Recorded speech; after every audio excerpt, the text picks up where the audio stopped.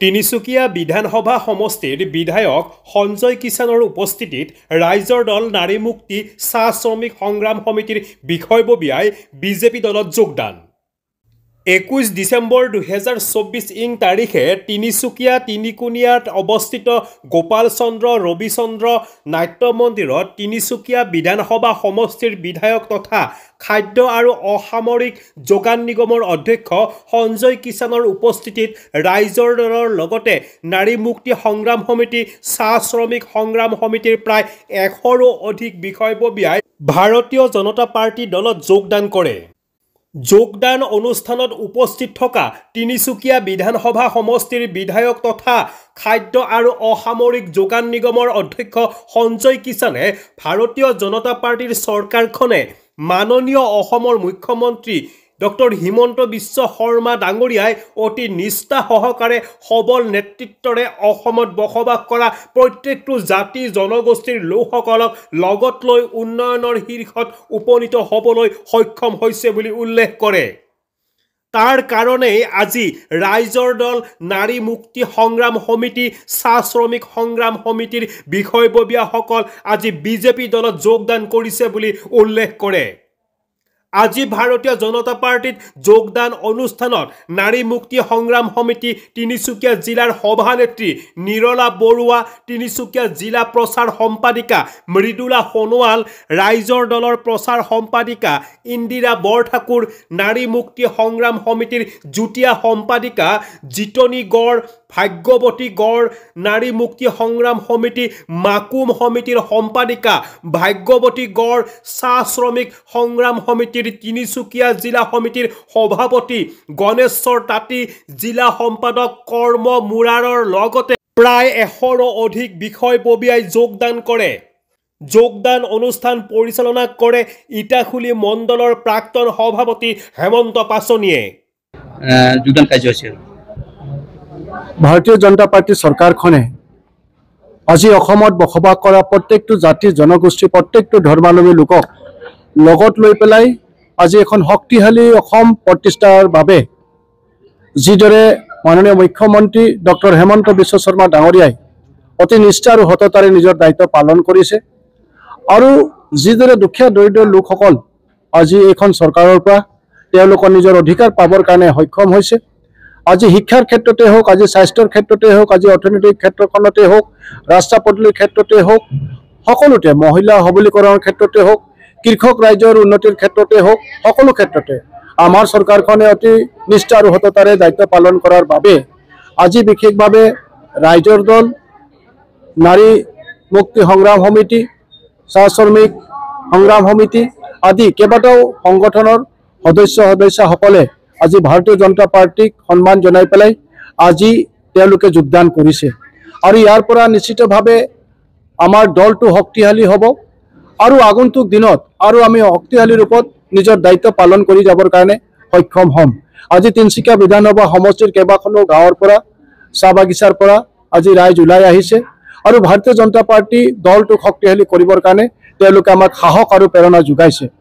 নিশ্চিতভাৱে আমি আগন্তুক দিনত আৰু শক্তিশালী ৰূপত আমাৰ ওপৰত থকা দায়িত্বখিনি আমি নিষ্ঠা আৰু সততাৰে পালন কৰিম আৰু সমন্বয় আৰু একতাৰ জৰিয়তে আমি নিজৰ গাঁওখনক, নিজৰ চাহ বাগিচাখনক, নিজৰ চহৰখনক শক্তিশালী ৰূপত আগুৱাই লৈ যাবৰ বাবে আমি সকলোকে লগত লৈ পেলাই আমি দায়িত্ববিলাক পালন কৰিম।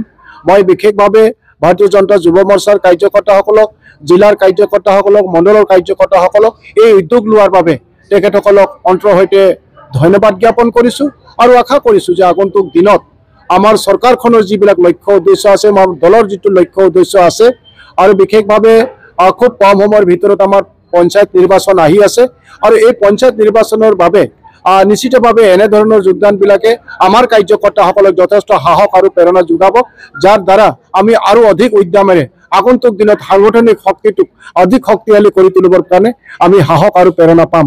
মই সকলোকে আজি যিসকল যোগদান কৰিছে তেখেতসকলক অন্তৰৰ সৈতে শুভেচ্ছা জ্ঞাপন কৰিছোঁ আৰু অসমৰ প্ৰতি, ৰাষ্ট্ৰৰ প্ৰতি তেওঁলোকৰ নিজৰ দায়িত্ব পালন কৰি পেলাই আমি যাতে ভাৰতবৰ্ষখনকো শক্তিশালী ৰূপত বিশ্বৰ বুকুত প্ৰতিষ্ঠা কৰিব পাৰিম তাকেই কামনা কৰিছোঁ। মই পোনপ্ৰথমে নৱবৰ্ষৰ শুভেচ্ছা জনাইছোঁ আৰু আগতীয়াকৈ মই সকলো কৰ্মকৰ্তাক মই মাঘৰ বিহু ওলগ যাচিলোঁ তাৰপিছত মই ৰাইজৰ দলত অংশগ্ৰহণ কৰি আছিলোঁ। তেতিয়া মানে কি হ'ল কথাটো মই ক'বলৈ বেয়া লাগিছে বাৰু, তথাপিও ক'বই লাগিব। আজি যদি মই ওলাই আহিলোঁ, তাকে অখিল গগৈ ডাঙৰীয়াই আজি 3 মাহৰ আগতে মাকুমলৈ আহিলে, কিন্তু আমি ৰাইজৰ দলত আছিলোঁ যদিও কৰ্মী ৰূপে তেখেতে আমাৰ লগত কোনো মানে যোগাযোগ নকৰাৰ বাবে পিছত গম পালোঁ যে কিছুমান মানুহৰ লগত তেখেতে বহুত কথা পাতি যোৱাৰ বাবে আমাৰ মনটো বহুত দুখ লাগিলে। আছিলে আমাৰ লগত নাৰী মুক্তি সভানেত্ৰী নিহলা বৰুৱা, তাৰপৰা মই আছিলোঁ আৰু আছিলে বহুতো। তাৰপৰা তেওঁলোকৰ লগত কথা পাতিলোঁ যে আমি ভাৰতীয় জনতা পাৰ্টি দললৈ যাম নেকি। তাৰপৰা ব'লা বোলে গুচি যাওঁ।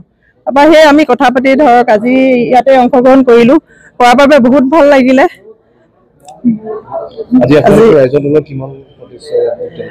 আছে বহুত আছে আমাৰ ইয়াত, কমচে কম 30 গৰাকী আজি যোগদান কৰিছে, জেণ্টছ আৰু লেডিজ। তাৰপৰা আৰু মোৰ বহুতো লগতে আহিছে।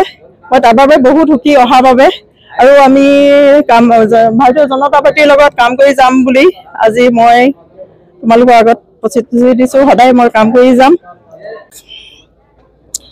এতিয়া মই আহিছোঁ এই কৃষক মুক্তি সংগ্ৰাম সমিতি অখিল গগৈ ডাঙৰীয়াৰ সংগঠন যেতিয়া সংগঠন কৰি আছিলে, তেতিয়া আমি সকলোৱে যেতিয়া নেকি তেওঁ ৰাজনৈতিক দল কৰিলে, ৰাজনীতিৰ পথাৰত হ'ল, তেতিয়া আমি সংগঠন গাই ভাল নাপালোঁ। তেওঁ যেনেকৈ ৰাইজে হকে বা দুখীয়া মানুহৰ মানে মাত মাতি আহিছিলে, তেনেকৈ আমি মতা মানুহ নেপালোঁ সংগঠনত। গতিকে এতিয়া আমি নাৰী মুক্তি সংগ্ৰাম সমিতি এইখিনি কৰাত অলপ অসুবিধা হ'ল। আৰু এতিয়া নতুন মানুহ কিছুমান সোমাই মানে সিহঁতে আমাক যোগাযোগ নকৰা হ'ল। গতিকে যোগাযোগ নকৰা হেতুকে আমি নিজৰ বিবেকে চিন্তা কৰি তাৰমানে এই চৰকাৰখনৰ এটা মাত্ৰ জ্ঞান কৰা অনুভৱ হ'ল। গতিকে আমি ইয়াত সোমাই দিওঁ, ইয়াত কাম কাজ কৰোঁ। আমাৰ মহিলাসকলৰ কাৰণে বহুত কাম কৰিছে, এনেকুৱা ধৰণৰ মানে মনৰ ভাৱ হৈ আমি মানে ইয়াতে সোমাই দি যোগদান কৰোঁ। তেওঁলোকৰ হেৰিয়ত সুখীয়ে হৈয়ে আমি কাম কাজ চলাই আছিলোঁ। কিন্তু তেওঁক আমি এতিয়াও সন্মান কৰোঁ, এতিয়াও আমি বেয়া বুলি আমি অহা নাই। আমি তেওঁলোকক একো বেয়া ব্যৱহাৰ বা সিহঁতক বেয়া পাই অহা নাই। কিন্তু আমি নিজৰ বিবেকে চিন্তা কৰিহে আমি ইয়াত জইন কৰিছোঁ। কাৰণ কেলে ভাৰতৰ এই জনতা পাৰ্টীয়ে মানে কিছু কাম আমাৰ মহিলাসকলৰ কাৰণে কৰাৰ কাৰণে আমি অলপ শান্তি পাম নেকি, ইয়াত আমি কিছুমান সকাহ পাম নেকি, এনেকুৱা এটা মনৰ ভাৱ লৈহে আমি জনতা পাৰ্টীত যোগদান কৰিছোঁ। তিনিচুকীয়াৰ পৰা মহম্মদ আসিফৰ ৰিপৰ্ট, ইত্যাদি A to Z।